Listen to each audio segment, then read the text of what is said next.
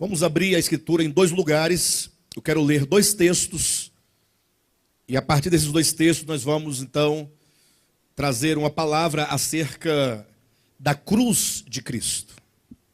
Hoje eu quero falar acerca da cruz, do seu significado e dos resultados que ela realiza em nossas vidas.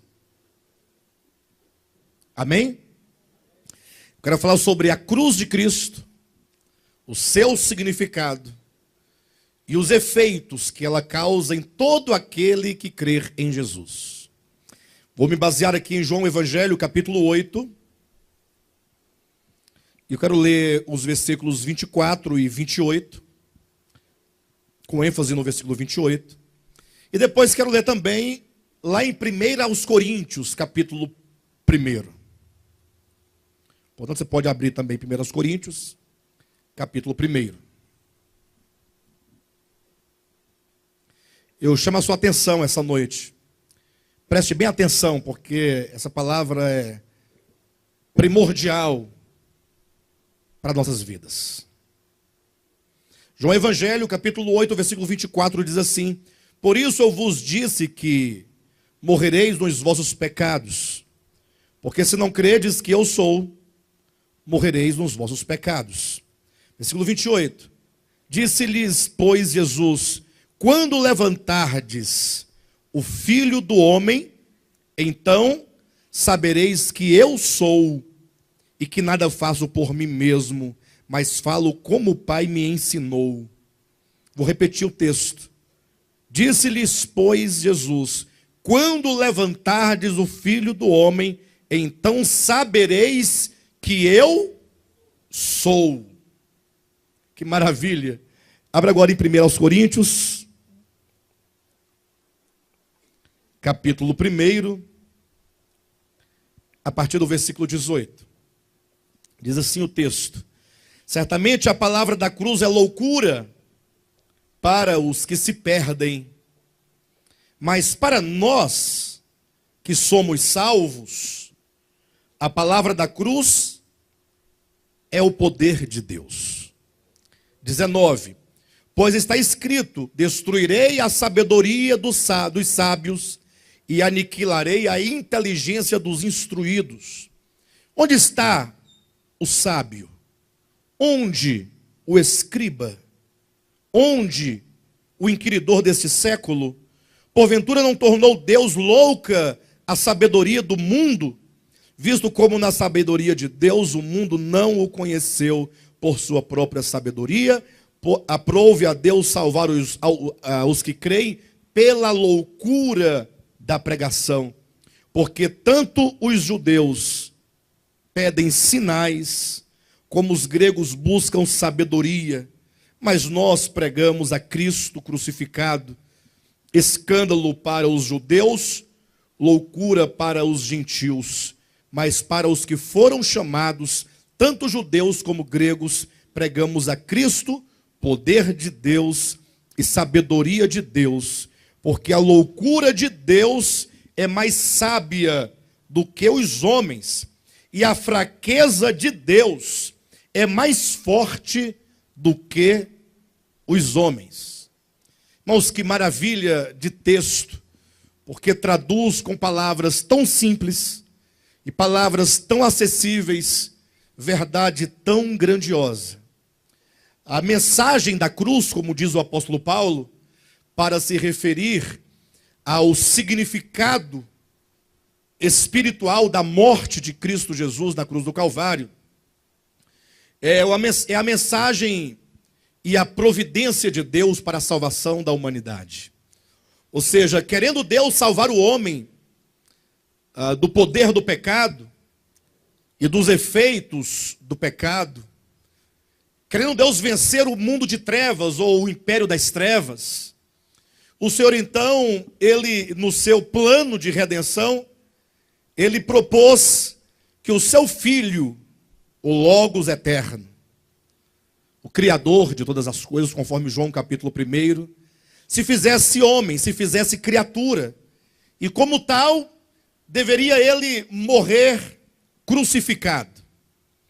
Então nós vivemos num tempo em que todos sabem a história da crucificação, e muitos pregam, inclusive, a mensagem da crucificação, mas poucos, talvez, conheçam o significado da morte de Cristo na cruz do Calvário, quando você leva em consideração que não poucas pessoas também morreram crucificadas. Jesus, o Nazareno, não foi o primeiro e não foi o último a morrer numa cruz, a sofrer os flagelos de uma morte de crucificação, a morte de um maldito. Então, qual é a diferença da morte de Cristo na cruz do Calvário para a morte de tantos outros homens que morreram de modo semelhante, ou talvez até de modo um tanto mais cruel do que a morte de Cristo? Eu sei que nós somos tendenciosos a pensar que a morte de Cristo na cruz do Calvário foi a morte mais dolorosa que já houve em toda a terra. Mas não é isso que garante a salvação, simplesmente porque foi uma morte dolorosa ou dolorida. Mas existem, por detrás da mensagem da cruz, como o texto de Paulo aos Coríntios diz, existe uma sabedoria tremenda. Ou seja, quando Deus se faz homem para morrer numa cruz, ocorre que nisto o quê? Nessa ação divina, porque o Evangelho é uma ação divina para salvar aquele que está morto nos seus delitos e pecados. Quando Deus entra na história, ele se faz criatura, e ele vem com um firme propósito de morrer em prol do homem, em prol do pecador, sofrer uma morte vicária, uma morte substitutiva.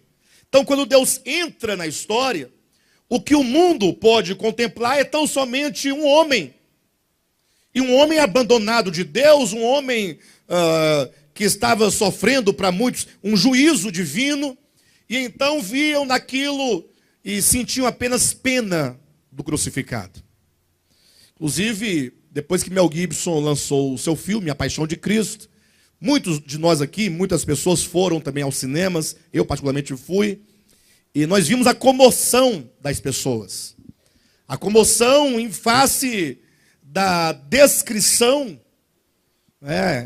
da encenação dos sofrimentos. Então as pessoas ficaram com pena de Jesus. Imagine você. Mas como o bichinho sofreu? Como que maltrataram o nosso Senhor? E aí as pessoas são levadas e induzidas a se sensibilizarem com a dor, porque essa sensibilidade gera um choro eventual, e com isso as pessoas confundem isso com arrependimento. Então assim, bem, se ele morreu por mim, então eu estou com tanta pena dele que eu vou aceitá-lo, porque senão ele terá morrido em vão, então tem que valer a pena, foi muito sofrimento. Aí nós estamos recebendo a Cristo, aceitando a Cristo, como dizem, para o bichinho não ficar sozinho depois de sofrer tanto. Ficamos com pena dele. Agora, a pergunta é, quantos de nós, ao olhar para a cruz, consegue perceber nisto, o que diz o apóstolo Paulo, a sabedoria de Deus? Porque ali na cruz, o Logos encarnado estava em fraqueza. E os homens estavam em força, ou não? Os homens é que estavam batendo, que estavam agredindo, que estavam insultando. Eram os homens que estavam ali lançando suas injúrias contra o crucificado. Os homens pareciam fortes e Cristo parecia totalmente indefeso. Eu digo parecia porque se ele quisesse se defender, defenderia. Mas ele se entregava voluntariamente. E Paulo, então, olhando para a cruz, ele diz, olha, ao olharmos para a cruz, precisamos entender minimamente duas coisas. Primeiro, nisso consiste a sabedoria de Deus. A inteligência de Deus. Aí você olha e fala assim, se fosse eu para prover salvação para a humanidade, eu pensaria num outro plano. Eu acho que eu não vejo sabedoria nisso. Morrer na cruz. Onde está a sabedoria de alguém morrer numa cruz? Em que consiste tal sabedoria? E Paulo avança um pouquinho mais dizendo, e a outra coisa a se perceber, é que essa fraqueza que vocês veem no crucificado, que é a fraqueza de Deus, ela é mais poderosa do que os homens. Ah, que conversa. Eu só consigo ver fraqueza, eu não consigo ver força alguma. Porque ele estava preso, os cravos prendiam-lhe as mãos, e os cravos prendiam seus pés no madeiro. Ele estava impossibilitado, falando da sua humanidade, de reação. E ele estava também doente, porque ele tomou nossas enfermidades, febril. Ele estava cansado, tinha sido golpeado durante toda a noite. Ele estava humanamente falando fraco. E aí o apóstolo Paulo traz uma história dessa, que nós não entendemos ou precisamos entender, que esta fraqueza é o poder de Deus. Porque aquilo que nós chamamos de fraqueza é mais forte do que os homens. E nós precisamos entender essas coisas, para que nós possamos não somente ter uma fé meramente histórica, ou uma fé meramente dogmática, ou uma fé meramente teológica, ou uma fé meramente filosófica, como alguém que acredita num tal de um credo e carrega aquele credo como a sua confissão verbal de entendimento, de aceitação, de adesão. Não, mas que nós possamos olhar para a cruz com a fé orgânica do Evangelho e compreender o que é a cruz, compreender os efeitos dessa cruz, os resultados da crucificação, para que possamos nós ter uma experiência real dessa cruz. Afinal, o apóstolo Paulo diz em outro lugar, em Romanos capítulo 1, tratando-se do Cristo crucificado, ele diz que o Evangelho é o poder de Deus para a salvação de todo aquele que crer. Então eu pergunto essa noite para você: você quer experimentar esta salvação? Mas entenda, não é, pastor, já tem a salvação. Não, não é a salvação no plano das ideias, não. Porque eu li em algum lugar aqui que eu estou salvo. Eu me refiro a ser salvo na alma.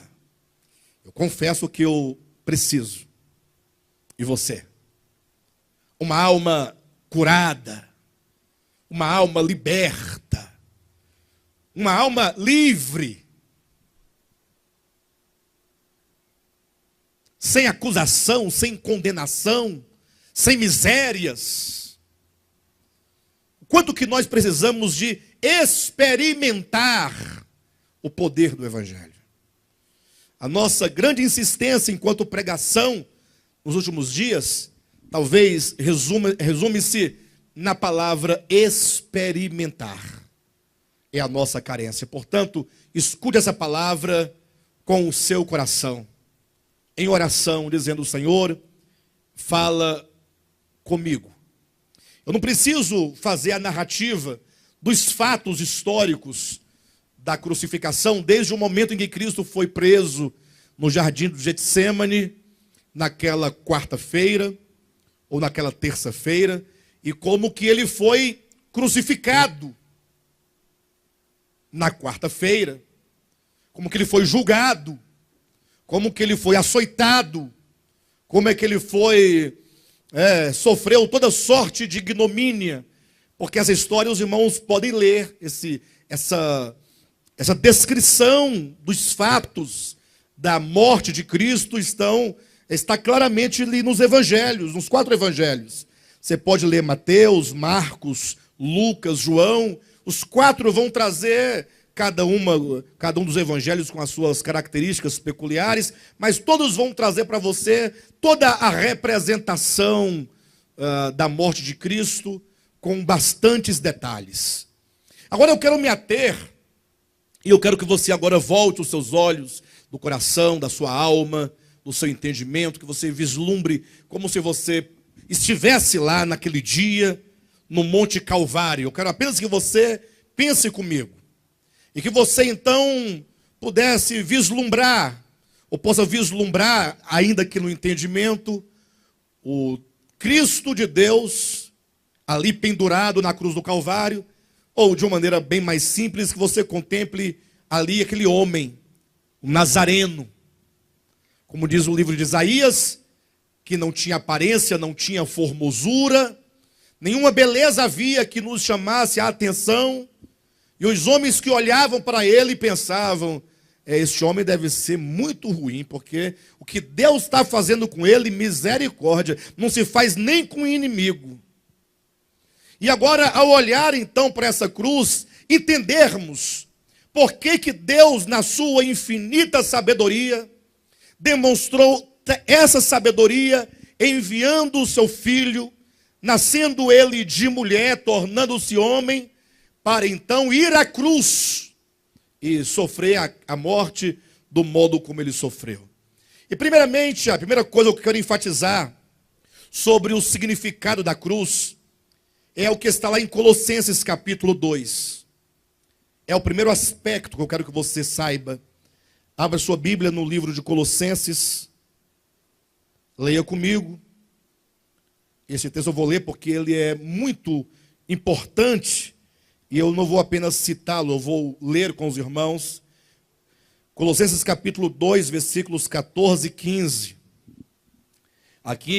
Nisso aqui consiste a sabedoria de Deus. Ou seja, a cruz é a sabedoria por este motivo que vamos apresentar aqui. É o primeiro motivo. Eu quero que você entenda essa noite acerca da cruz de Cristo. Capítulo 2 de Colossenses, versículo 14 e 15 diz assim: tendo cancelado o escrito de dívida que era contra nós, e que constava de ordenanças, o qual nos era prejudicial, removeu-o inteiramente, encravando-o na cruz, e despojando os principados e as potestades, publicamente os expôs ao desprezo, triunfando deles na cruz. E é esse versículo 15 que eu quero enfatizar agora, que o que a cruz de Cristo manifestou a todo o universo, quando Cristo estava ali sendo crucificado, é que naquele momento, principados e potestades estavam e foram expostos ao desprezo.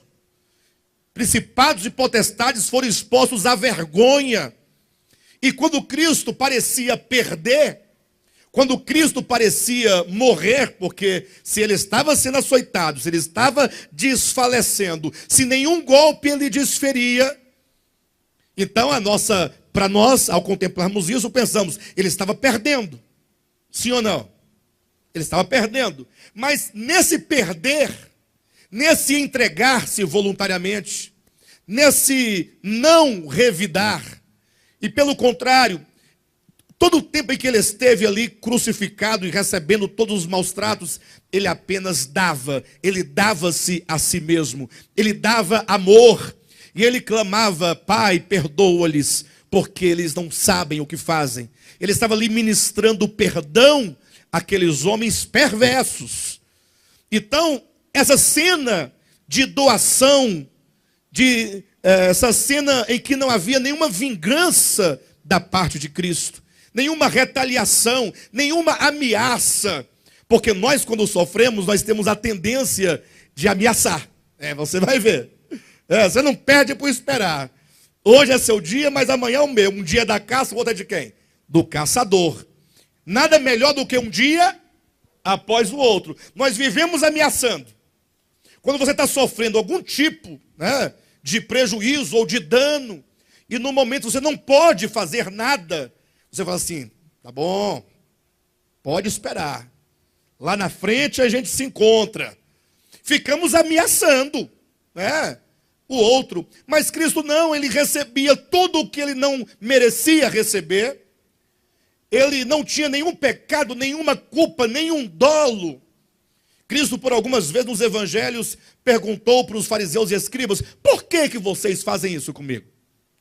Quando um soldado desferiu um golpe na casa de Pilatos, quando ele estava sendo julgado, o soldado, quando desferiu um tapa na face de Cristo, Jesus perguntou, senhora, se eu falei mal, diga onde foi que eu falei mal. Mas se eu falei o bem, por que você está me ferindo?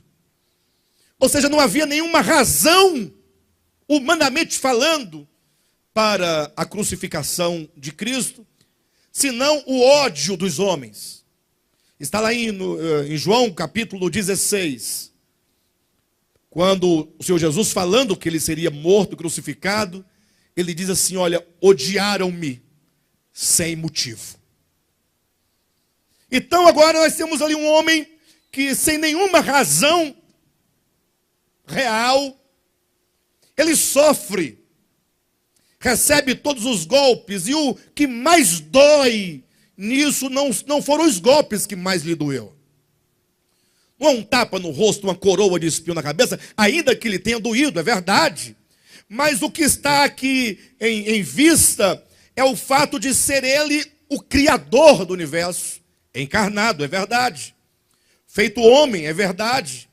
E vendo agora as suas criaturas, e sabendo que tais criaturas eram assaz perversas, malignas, que o odiavam, que lhe pagavam o bem com o mal. E agora esse Cristo simplesmente ama e simplesmente perdoa. Alguém pergunta, qual é a relação dessa doação gratuita, amorosa, compassiva, desse perdão indescritível, com o capítulo 2, versículo 15 de Colossenses? O apóstolo Paulo ensinando sobre o significado do momento em que Cristo estava pendurado, ele diz que o Cristo na cruz, pendurado, enquanto esteve ali pendurado, aos olhos de todo o universo, que seja dos multiversos, de todos os olhos daqueles que têm a consciência da existência e pode julgar e pode interpretar os fatos. Quando ele estava ali crucificado, ele estava despojando os principados e as potestades. Publicamente os expôs ao desprezo. Tem versão que fala, os expôs à vergonha. E esse expor a vergonha é que consiste a vitória de Cristo sobre o império das trevas, quando diz, os expôs ao desprezo, triunfando deles na cruz.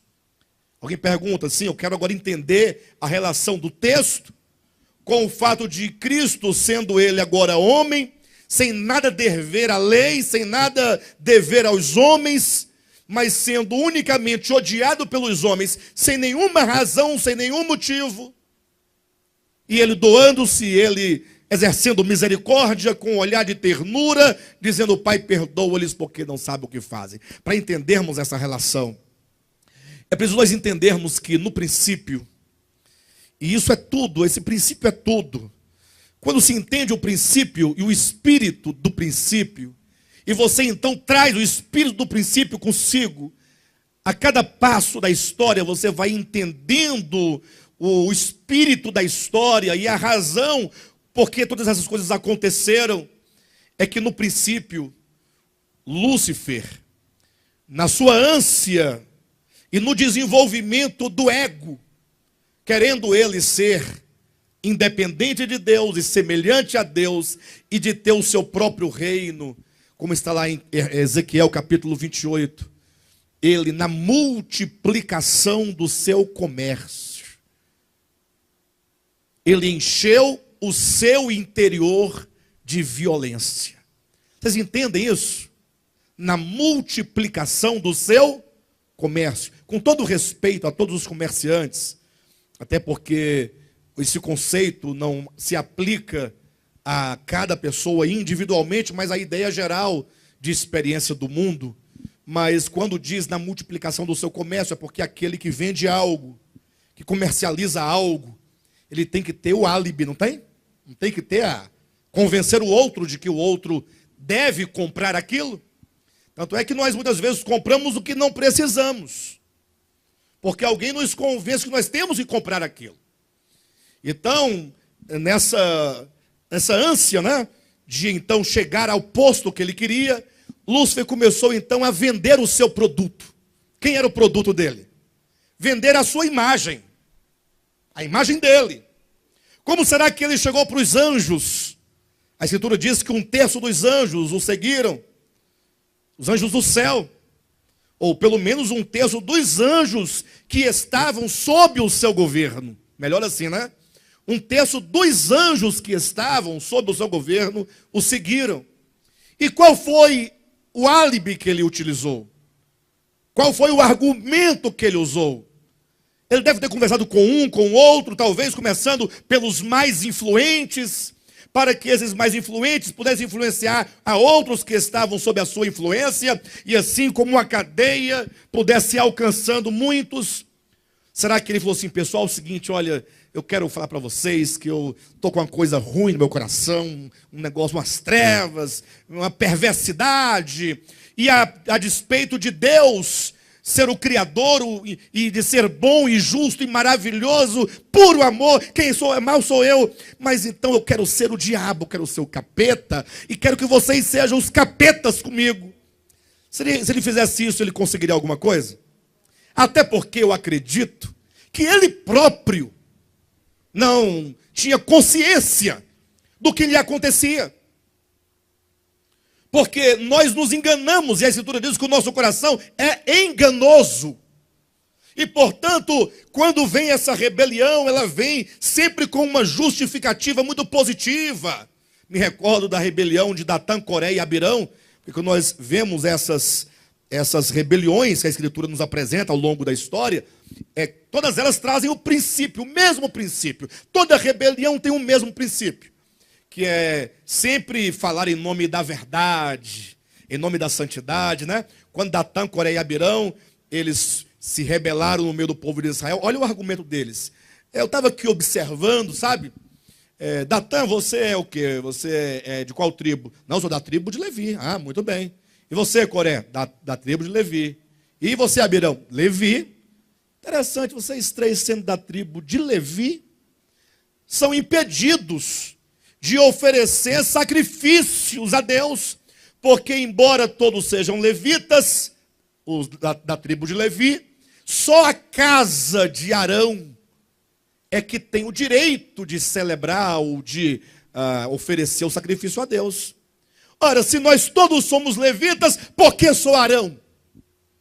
Aí ele começou, ao invés de falar, nós três estamos doidos para tomar a posição de Arão, não, para ganhar o povo, falou assim, gente, vocês aí, toda a nação é santa. E por que só Arão pode? Vocês não são santos ou não? Sim ou não? E por que só Arão pode? Então, não é um argumento interessante? É interessante. Toda a nação é santa. Daqui a pouco está lá Lúcifer no céu, ou não sei lá, nos mundos aí, ou não sei onde é que ele estava exatamente, no Éden, no jardim do Éden, lá ou em outros lugares também. Eu sei que lá estava ele dizendo, vocês têm observado, pessoal? O que foi? Sei lá, Deus tem um trono central no universo, e só ele é Deus. Você acha isso justo? Tanta criatura boa, tanta criatura maravilhosa, e só ele é Deus. Não, tudo bem que ele seja Deus, né? Mas por que não distribuir a glória? Por que nós também não podemos, afinal, eu não digo todos os anjos, não, mas pelo menos nós aqui, os primeiros príncipes, ó, começa por aí. Rapaz, é mesmo, eu nunca tinha pensado nisso. Alguém falou para ele, né? Ficou naquela conversa, e aí começa a alimentar. E aí, então, daí para frente, começam a ver a Deus com outros olhos. Você já observou que ele é egoísta? Eu nunca tinha pensado nisso, mas agora que você falou, eu posso perceber umas nuances de vaidade. Ele é vaidoso. Aí começou, com esses argumentos, a multiplicar os argumentos, na multiplicação do seu comércio, foi enchendo o seu interior de violência. Daqui a pouco chamava Deus de tirano, de mau, de perverso.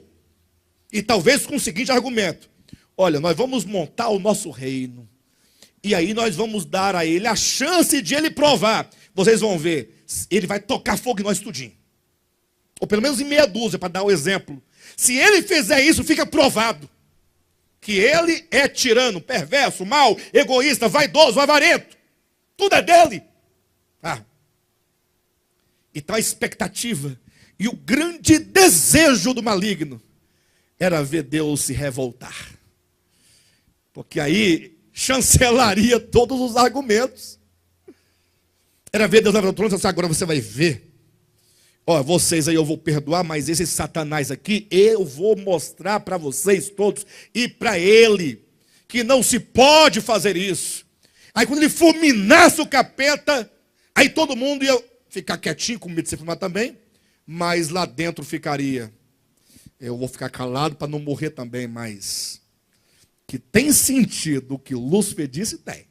Ou não tem? Tem sentido. E aí, para surpresa de todos, tendo caído Satanás e todos os anjos, e depois a criação adâmica, pré-adâmica, e mesmo depois a criação do homem, o homem também foi enganado pela serpente, e todos tendo caído, Deus se manteve em silêncio. Se eu estivesse na ocasião, eu diria, Senhor, não vai fazer nada, fica parado, calado, nem para se defender, para dizer mentira deles. É porque Deus, a sabedoria de Deus é mais sábia do que a sabedoria dos homens. Ou, como diz o texto,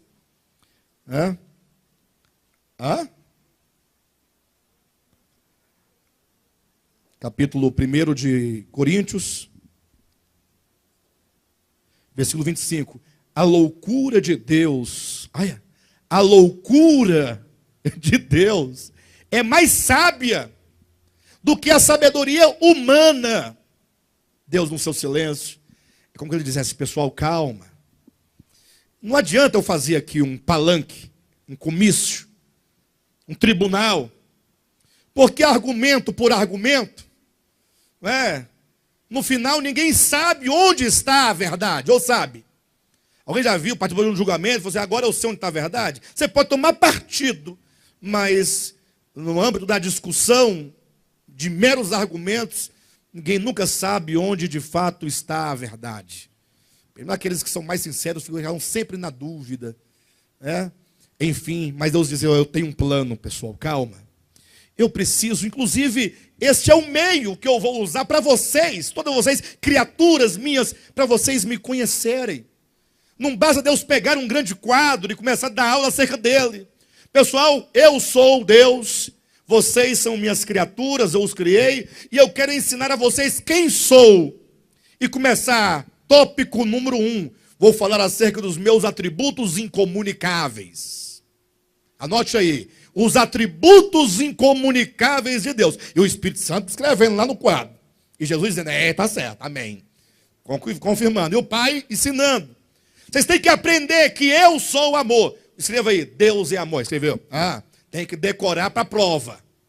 Resolve alguma coisa? Meros conceitos resolvem o problema? Deus, por ser orgânico, porque Ele é a própria vida, simplesmente na sua sabedoria, falou assim, eu vou entrar na história. Porque o homem só poderá conhecer a Deus se Deus se reduzir ao tamanho de homem. Porque Deus é infinito na sua essência. E Ele não pode jamais ser conhecido como Espírito. Porque Deus, enquanto Espírito, como diz o apóstolo Paulo, é o Deus invisível, não visível. Como Paulo vai dizer também lá em Timóteo. É o Deus que habita em luz inacessível, que olho algum jamais viu, nem é capaz de ver. Então Deus, a sua sabedoria, falou, não, eu vou entrar na história, vou me tornar um ser histórico, vou me vestir de homem. E aí os homens e todas as demais criaturas, porque eu serei criatura, vou me vestir de humanidade, e aí eu vou na vida, no contato com os homens, eu vou mostrar para todo o universo, para todos os mundos, quem é o Pai. Todos vão ver o Pai. E ao ver o Pai, conhecerão o coração do Pai. Saberão quem Ele é de fato e de verdade. E conhecerão também quem é o diabo. O diabo será manifestado. Não adianta você falar assim, o diabo tem chifre, tem rabo, veste uma leg.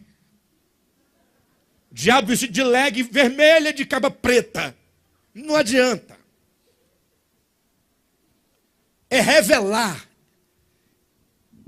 O mistério de Deus consistia em revelar o caráter de Deus e o caráter do mal.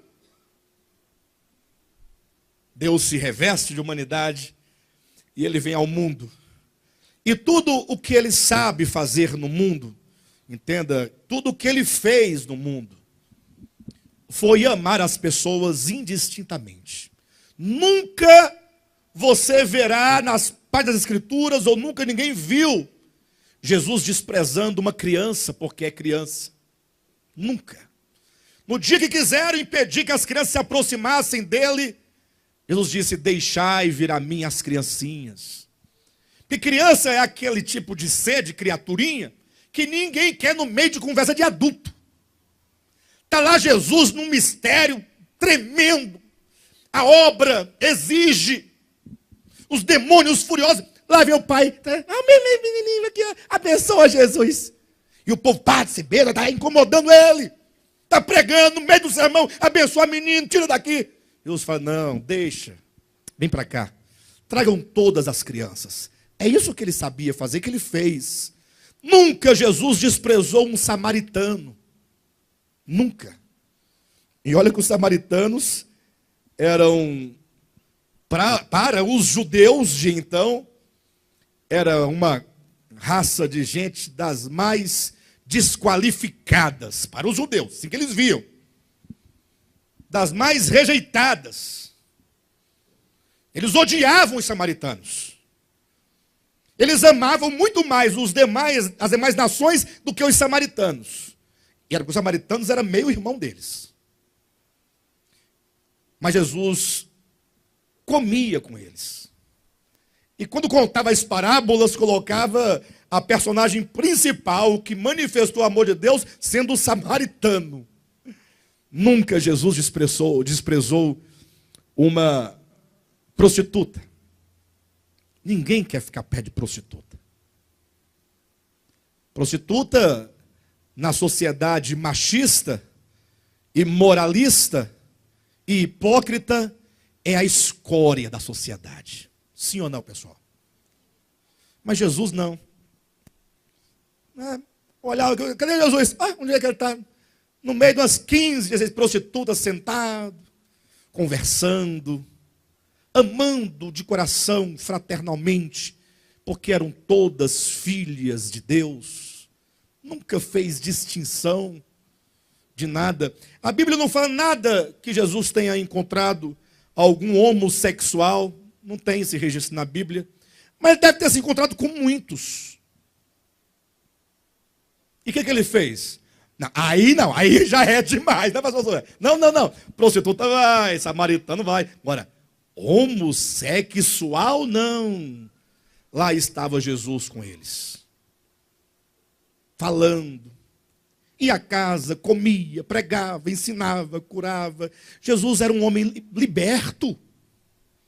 Ele não tinha os problemas do pecado que nós temos, que nos faz pessoas más, seletivas. E não é seletiva pela seleção, é pela hipocrisia, porque nós escolhemos e separamos aqueles que mais nos beneficiam. Lá estava, de repente, não sabe com quem? No meio dos heterossexuais, acredita? Até no meio de heterossexual, Jesus andava. Por incrível que pareça. Até no meio dos crentes da época, lá estava Jesus no meio dos crentes. No meio dos pastores. Não, dos pastores não. Pior que estava. Sempre, lógico que eventualmente Jesus tinha uma palavra um tanto forte. Mas Jesus só batia com as palavras quando a força da mentira, da hipocrisia queria prevalecer. Aí Jesus dizia, vocês são filhos do diabo. Mas não falava cheio de ira, não. Não era ira. Ele falava com um gesto, como um gesto de graça, para que, quem sabe, essas pessoas ao ouvirem isso não abrissem os olhos para o que elas eram. Oh, porque vocês por fora parecem santos, mas vocês já se viram por dentro? Dê uma olhadinha. Se dê a chance de se perceber por dentro. Vocês estão fechando a porta do reino de Deus. Vocês nem entram e nem deixam ninguém entrar. Por fim, o próprio Jesus vai dizer, né? Chegou a hora do poder das trevas. Chegou a hora, a vossa hora chegou. Ele vai dizer, olha, odiaram-me sem motivo. E a única razão que encontraram para crucificá-lo, sabe qual foi? De tão genérica, ele dizia, a nossa lei diz que ele tem que morrer. Pronto. Esconderam atrás da lei de Moisés. A nossa lei diz que ele tem que morrer, porque ele se faz igual a Deus, quer ser filho de Deus. Bonzinho demais. Irmãos, toda a bondade, todo o amor e toda a misericórdia de Cristo ofenderam profundamente os homens. Por fim, os irmãos sabem da história, pegaram-no e passaram a noite inteira levando-o de um lado para o outro, jogando ele na casa de Pilatos, na casa de Herodes. De um lado para o outro, a noite inteira, em cada lugar que ele ia, apanhava. E ele não dizia palavra, sem dizer palavra.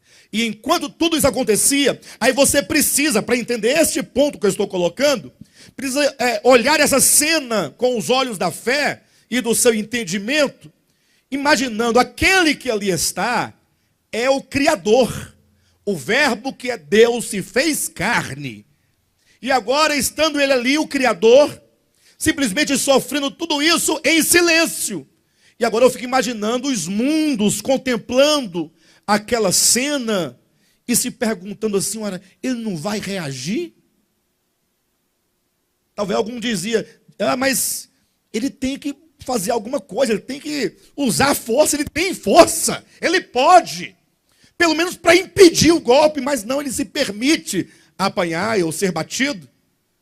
E aí então começou uma onda de humilhação. Já era claro, o povo todo já tinha clamado, dizendo, crucifica-o, não queremos que este reine sobre nós queremos César. Aí alguém teve uma ideia extraordinária, sempre tem pessoas que têm ideias extraordinárias no momento desse. Falou assim, olha, ele diz que é o rei, né? Ué, se é rei, todo rei tem o quê? Tem uma coroa. Vou providenciar. Correu lá e pegou lá uns ramos de acácia com espinho, fez aquela coroa, colocou na cabeça de Jesus, pegou uma cana e bateu para cravar. Entrou. E o Cristo de Deus fez o quê? Como ovelha muda. É o silêncio.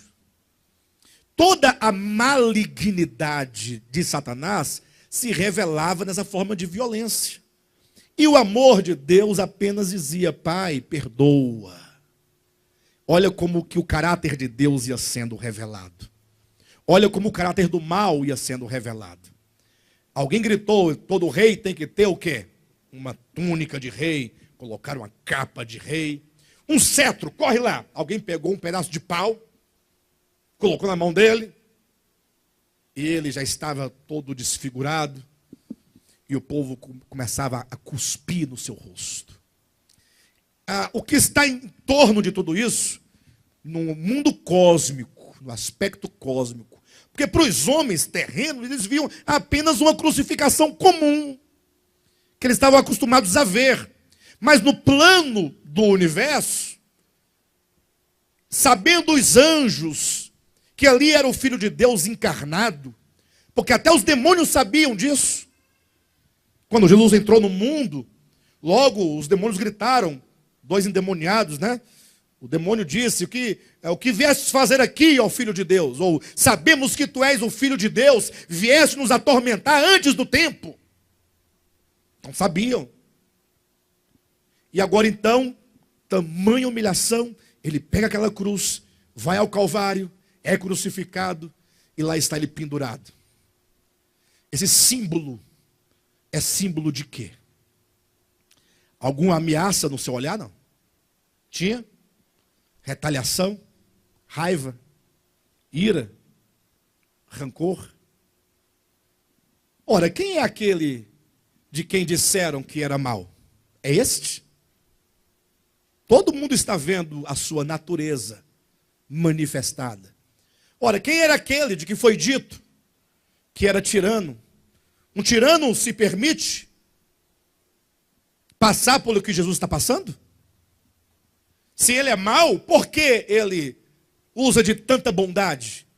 E o apóstolo Paulo, então, olhando esse quadro por essa perspectiva, disse: no momento em que Cristo estava na cruz do Calvário, os principados e as potestades estavam sendo expostos à vergonha. Que vergonha! Que vergonha para o diabo.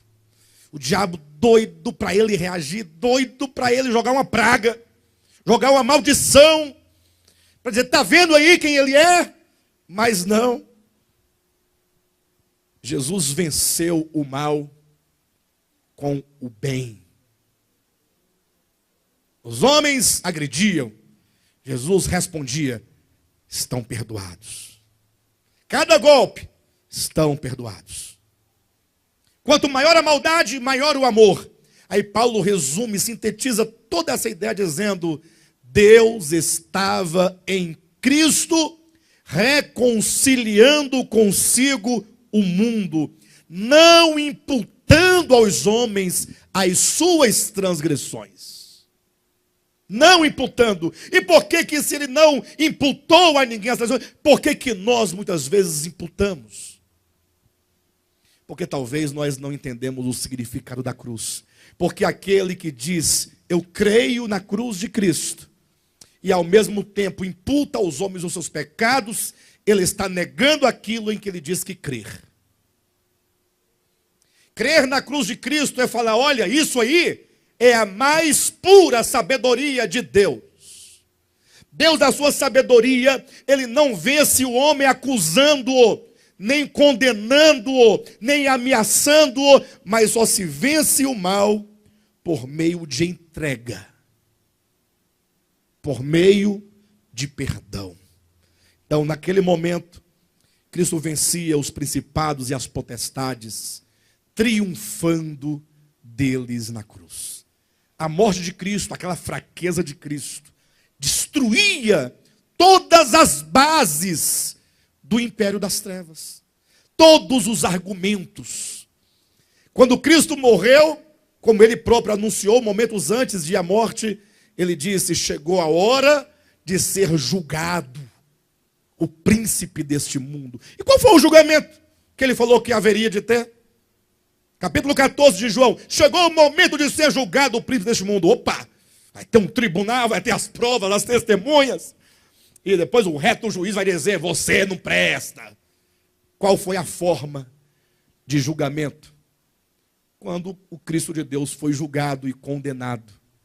O julgamento de Cristo e a condenação de Cristo, sendo ele inocente, puro, sem mácula, sem pecado, sem dolo, totalmente santo e sem defeito, foi condenado e crucificado pelo simples fato de os homens e os demônios odiarem a Cristo. Isso foi o julgamento do império das trevas. Portanto, quando você pensar sobre a mensagem da cruz, o que ela significa, você deve começar por isso. Quais eram os sentimentos do coração do Pai, do coração do Filho, que da cruz emanaram? Qual é a explicação da cruz dada por Deus? Daí, você fala: então, Cristo venceu o império das trevas. Essa mensagem vence em todas as consciências, mas, porque o reino das trevas, cuidado, não é um lugar. Tem gente que pensa que o reino das trevas é lá no inferno. Aí eles pensam no inferno, um lugar que tem um caldeirão, tem um demônio, né, no fogo, e lá ele... Não, não é verdade. Tampouco é nas nuvens acima dos céus. Reino das trevas não é um lugar. O reino das trevas não tem um território espacial. O reino das trevas consiste no poder, no domínio de Satanás em todas as mentes caídas. Quantas mentes forem cativas e escravas de toda mentira e de todo engano de Satanás, ali naquela consciência, naquela mente, jaz o império das trevas. Ser liberto do império das trevas, como Paulo diz em Colossenses capítulo 1, versículo 13, ele vos libertou do império das trevas, não é ir a um lugar onde você estava e tirar você de lá e levar para outro lugar, porque que eu saiba, eu estou no mesmo lugar. Onde ocorre esse ser liberto do império das trevas e ser transportado para o reino do Filho? Esse ser tirado e levado. Onde ocorre esse movimento? Vocês aqui já foram libertos do império das trevas? Se foram libertos, foram tirados de lá e foram levados para o reino do Filho do amor? Se foi, também fala de movimento. Onde ocorreu esse movimento de ser arrancado e tirado? Bem, eu posso dizer para vocês que nós estamos dentro desse processo de ser liberto e de ser transportado. Não se engane com a teologia acabada. A teologia acabada faz afirmações meramente teóricas. Embora o apóstolo Paulo afirme categoricamente que nós fomos transportados, você fala assim, se fomos, fomos, não estamos sendo, é diferente. Alexandre aprende a ler a Escritura. É porque Paulo, que tinha uma formação romana, uma formação com uma visão, um pensamento do direito romano, uma visão forense da coisa, ele traduz a verdade de Deus do ponto de vista daquilo que foi consumado na cruz. Então tudo aquilo que Cristo já realizou e, portanto, está feito nele, ele traz como verdade. Mas verdade para ser crida e para ser apropriada por nós, ou para apropriarmos dela, para ser experimentada. Então o fato de que afirma as Escrituras é um fato consumado em Cristo. Ele garante, portanto, tudo aquilo que é dito que está feito. Porque se ele garante, então está pronto, então está realizado. Agora, eu preciso me envolver com essa verdade. Eu preciso não somente crer nessa verdade, do ponto de vista dogmático, tradicional, cultural, como uma mera crença, mas eu preciso crer no sentido de absorver aquela mensagem e fazê-la habitar o meu ser, para que esta mensagem constitua em mim um novo modo de ver o mundo, um novo modo de ver as pessoas, um novo modo de ver a mim mesmo, um novo modo de ver o mal, um novo modo de ver a Deus, um novo modo de ver o mundo. Quando é gerada em mim uma nova consciência, o ser gerado uma nova consciência implica a morte da velha consciência, implica a morte do velho homem, o que significa ser liberto do império das trevas. Está todo mundo dizendo, porque nós somos libertos do império das trevas, e acaba de falar, olha para o irmão do lado e fala mal dele. Somos libertos do império das trevas, glória a Deus, mas sai daqui brigado com a esposa, brigado com o marido, brigado com o irmão, odiando o fulano, não consigo olhar para a cara do Beltrano. Não falo com a sogra, não falo com o vizinho, deve, não paga. E se puder tomar mais um pouquinho, ainda arranca do outro. Só quer contratar serviço que seja como uma galinha morta. Não quer pagar o que é devido. Só quer levar vantagem. Não gosta de doar, é avarento, só quer receber. E com tudo isso, liberto do império das trevas. Onde está liberto, meu irmão? O que está acontecendo? Não está entendendo? Não, está aqui escrito. Eu sei que está escrito. Colossenses 1:13. É verdade? Lógico que é verdade. Paulo não vai mentir. Agora ele está apresentando uma verdade realizada, concretizada por Jesus em Jesus, nele. E eu preciso, você precisa, todos nós precisamos, como diz o apóstolo Paulo, nós precisamos tomar posse da vida eterna. Tomar posse implica eu preciso me envolver com essa mensagem. Eu preciso fazer habitá-la no meu coração. Eu preciso amar a verdade. Eu vou dizer uma coisa para vocês. Quando nós começarmos a nos envolver com essa verdade, no sentido de desejá-la profundamente, não há desejo verdadeiro no coração pela verdade de Deus sem o reconhecimento das nossas misérias. Ninguém vai amar o Evangelho sem reconhecer as suas misérias. Ninguém. Quem não reconhece sua miséria e diz crer no Evangelho não sabe o que está dizendo. Porque o que nos faz ter necessidade e desejo pela obra da cruz, pelo Evangelho de Cristo, é o sentimento profundo, é a convicção profunda que declara: miserável homem que sou. Eu estou arruinado. Eu estou condenado. Porque todas as minhas tentativas são vãs. Leia Romanos capítulo 7. O homem que começa a compreender a si mesmo, porque ele entendeu que ele foi criado por Deus para fazer o bem, ou não foi? Ou foi criado para fazer o mal?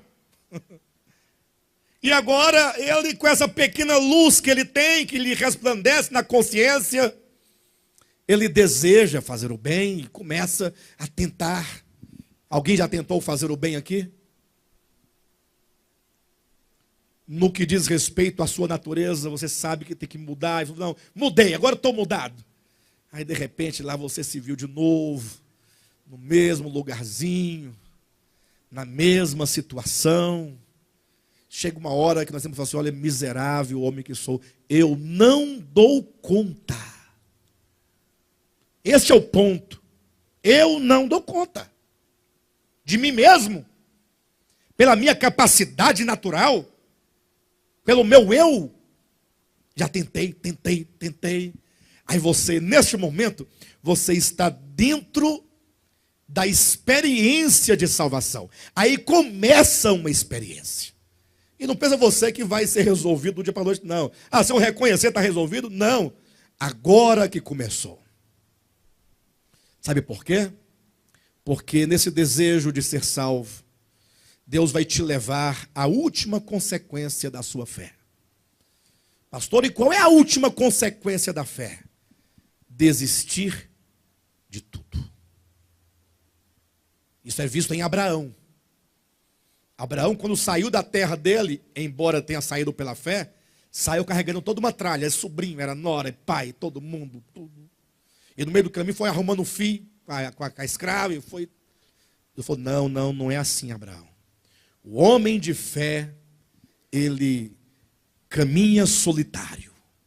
Ele deixa para trás tudo, todas as suas muletas, os seus arrimos, tudo em que você procura se apoiar. Deus fala: não, tem que tirar. Foi tirando o pai, foi tirando o sobrinho. Depois tirou o filho Ismael, depois tirou Agar, foi limpando. Quando estava tudo certo, que Deus deu o filho, pensou: agora acabou tudo, está tudo certo, agora me dá o filho também. Leva para o altar lá em Moriá e imola. Mas Senhor, para imolar. E ele levou, lembra da história? Só que Deus não queria que imolasse o menino literalmente. Era para tirar daqui de dentro. A fé nos leva à última instância em que você, no seu julgamento de si mesmo, desiste e fala: Senhor, agora estou aqui, não tenho mais nada. É nesse momento que você sentirá o poder do Evangelho produzindo fruto. Mas é um caminho, não desespere não, porque você tem que agradecer porque nós estamos no caminho. Mas e quando vai ser? Não, é toda a sua vida. A sua vida é uma vida de fé em fé, de glória em glória. Cada dia uma experiência. Portanto, não olhe para as suas fraquezas como sendo um impedimento de você continuar. Pelo contrário, confie, como diz Colossenses capítulo 2, versículo 15, que tendo Cristo Jesus pregado o escrito de dívida que era contra nós, na cruz do Calvário, ele removeu inteiramente a nossa dívida, perdoando todos os nossos pecados. E todos os pecados do passado, interessante, né? Todos os do presente, e ainda os que você ainda vai cometer, já está tudo perdoado. É lógico que a obra da cruz vai nos levar ao tratamento dos pecados, porque a cruz não somente ela venceu o império das trevas, no sentido de expor o império aos olhos do universo. Essa foi o primeiro passo da sua vitória, foi a condenação. O reino das trevas foi condenado quando ele foi exposto, quando todo o universo não caído viu. De fato, essas mentes e consciências são todas perversas. Como pode matar, crucificar, zombar, escarnecer, humilhar Deus encarnado? Aí o reino das trevas foi revelado. Quando ele foi revelado como mal perverso, então ele foi vencido e foi julgado. Foi julgado. Agora é preciso executar sobre ele a sentença. E como é que executa a sentença? Está todo mundo esperando aquele dia, né? Para ver Deus pegar e amarra a boca, amarra o pé, joga no fogo, é isso aí. E todo mundo gritando, queima, queima, queima. Não é assim, o caráter de Deus não é esse. A sentença será aplicada na medida em que cada uma das nossas consciências, quando vai adquirindo o conhecimento da verdade, e conhecereis a verdade, e a verdade vos libertará. Cada consciência arrancada do império das trevas, cada consciência transformada, santificada, mudada, é um ponto a menos, e esse império das trevas vai se destruindo, e se acabando, minguando, até que ele desapareça plenamente. E aí vai ser o dia em que todos irão olhar para Cristo assim e falar, rapaz, que maravilha. Puxa vida, quem diria, hein? Nunca imaginei todas as mentes e consciências, todo joelho nos céus e na terra e debaixo da terra. É todos! Todos! Não vem me perguntar o que é todos. Você sabe o que é todos. E no final da reunião eu não vou responder quem é todos, não. Eu, Josué. Se me perguntar, o que é todos? Todos. Basta. Todo joelho. Onde tiver joelho. Ora, entenda joelho, não. Isso é uma metáfora, né, irmão? Para dizer o se curvar todo joelho nos céus, na terra, debaixo da terra, deverá se curvar diante dele. Mas não vai ter espada no pescoço de ninguém obrigando a curvar, não. Não. É um dobrar-se de reconhecimento. E a prova é que não há somente o dobrar. Diz que toda língua nos céus, na terra e debaixo da terra confessará. Aí, Jesus Cristo é o Senhor. Jesus Cristo é o Senhor. Que maravilha! Ou seja, todo o universo estará reconciliado com Cristo, terá voltado para Ele os seus corações, as suas almas, suas mentes, e se cumprirá então, quando diz lá em Efésios capítulo 1, que todas as coisas dos céus e na terra hão de convergir para Cristo, o universo reconciliado, e todo mundo tendo conhecido a Deus, não por meio de um manual de teologia, mas por meio da experiência viva e orgânica, pelo entendimento da verdade, foram todos libertos do pecado. Aí então não somente Cristo revela o reino das trevas, e não somente ele perdoa todos os nossos pecados, mas essa mesma cruz de Cristo é que nos liberta do poder do pecado. E eu vou dizer para vocês uma coisa. Quem quer ser liberto do poder do pecado? Eu não somente quero, como eu preciso. O que é ser liberto do poder do pecado? É quando o pecado não ter domínio sobre você.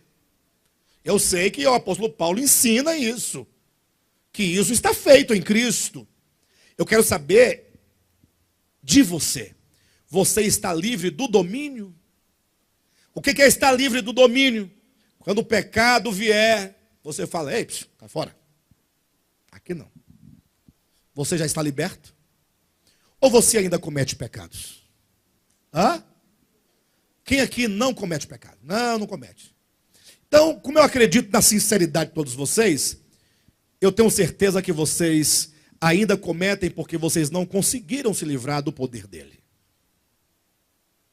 Porque se você disser, não, eu estou livre do poder do pecado, e você peca, então você é um caba sem vergonha. Uai, mas que história é essa? Eu estou errado, ô Josiel. O indivíduo diz que está liberto, que o pecado não tem domínio, e ele peca, então ele é sem vergonha. Vai comigo? Hein, Wellington? Não, não é não? Portanto, eu acredito que todos nós, o nosso desejo é estarmos livres completamente. E é nessa trajetória de fé, crendo na cruz de Cristo, na medida em que você conhece, não somente a mensagem da cruz, mas a mensagem da cruz te leva a conhecer a verdade no seu espírito, e conhecereis a verdade, e a verdade vos... O pecado é um grande engano. O que é o pecado? Senão uma ideia ilusória na nossa cabeça. Nós somos iludidos, e por causa dessa nossa ilusão é que nós procedemos contra Deus e contra o nosso próximo. Quando essa ilusão se acaba, e quando é que ela se acaba? Quando você conhece a verdade. Ora, o que me faz viver na ilusão é o não conhecimento da verdade. Cristo sabia muito bem que o homem só pode ser liberto por meio do conhecimento da verdade. Ou não? E conhecereis a verdade. E aí? Qual vai ser o resultado? A verdade vos libertará. Quando a verdade dissipa as trevas da ignorância, da ilusão, da sedução, aí você consegue ver tudo claramente. Aí agora, quando o pecado vem na forma de ilusão, você fala, não, para de bobagem. Eu sei o que você é. Eu sei o que é isso. Eu sei o que é Deus. Eu sei o que é o Evangelho. Eu conheço as mentiras do maligno, desde lá do início que ele vem mentindo. Eu conheço. Você vai estar imunizado contra todo engano. Aí você estará liberto do poder do pecado. E não somente libertos do poder do pecado, mas quando Jesus voltar, por ocasião da transformação dos nossos corpos, nós também seremos livres dos efeitos do pecado. Porque esse nosso corpo, ele está sob os efeitos do pecado. Por que tanta enfermidade, tanta miséria humana que nós sentimos aqui, e a morte matando dia a dia esse corpo? Paulo vai dizer em 2 Coríntios capítulo 5, versículo 4, que esse nosso corpo, por fim, será absorvido, quando aquilo que é mortal for absorvido pela vida. Então, a cruz trará ainda para nós um último resultado, um último benefício, quando então os nossos corpos serão transformados e não padecerão mais de corrupção. Nós precisamos crer na palavra da cruz, guardá-la dentro de nós, interiorizá-la, buscar e orar. Senhor, dá-me olhos para ver. Todos são convidados a se ajoelhar aos pés da cruz. Aqui não tem nenhuma cruz para você se ajoelhar. Eu digo curvar o seu coração diante da verdade da cruz. Todos os homens que quiserem ser verdadeiramente livres, plenos, felizes, prósperos, saudáveis, precisam reconhecer que não há verdade fora da mensagem da cruz. A mensagem da cruz é o cerne da verdade. Porque nela o caráter de Deus é revelado. Os atributos divinos todos são revelados. Tudo se concentra e se consuma nele. Por isso que ele é o centro de todas as coisas, e todas as coisas convergem para ele. Amém, queridos? Glória a Deus, eu espero ter ajudado os irmãos com essa palavra. E eu quero convidar os irmãos a se apegarem com firmeza à mensagem da cruz. Amém, igreja?